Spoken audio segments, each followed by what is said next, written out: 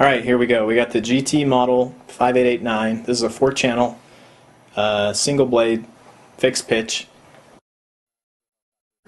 This thing's pretty cool. It comes with LiPo charger, spare blades for the rotor blades.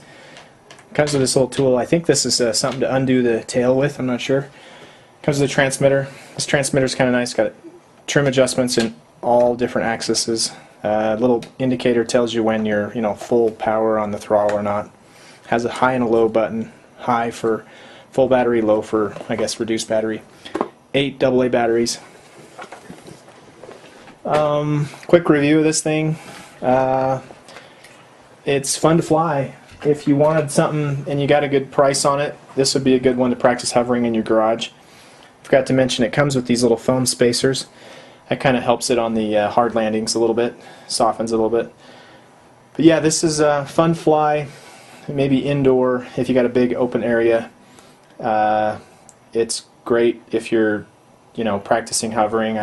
I'm not the best at flying some of these, and so this is, if I can fly it. I mean, I've spent a little time on a simulator, but then it's pretty good. It's not as scary as flying like a $700 helicopter that you could crash and feel terrible if you destroyed everything. The few things about this is the battery. When I first got it, this is the battery that came with it. It wasn't strong enough for this thing to stay off the ground.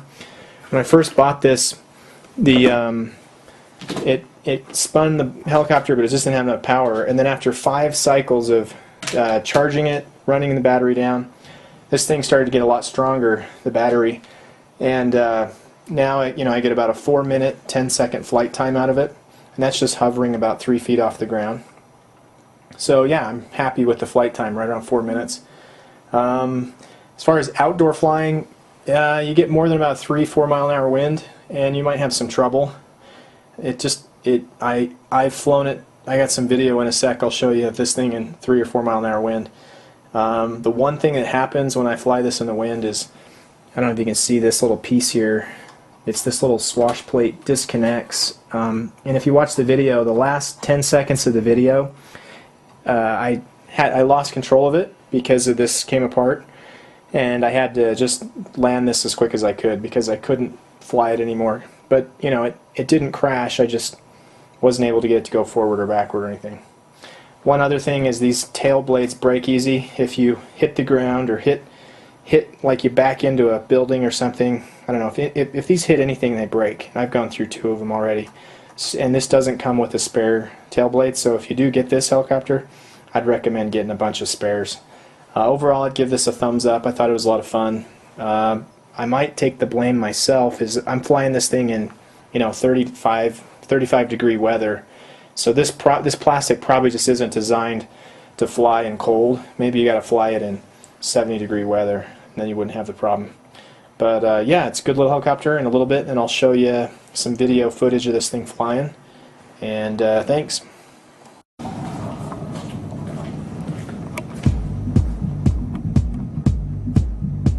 Okay.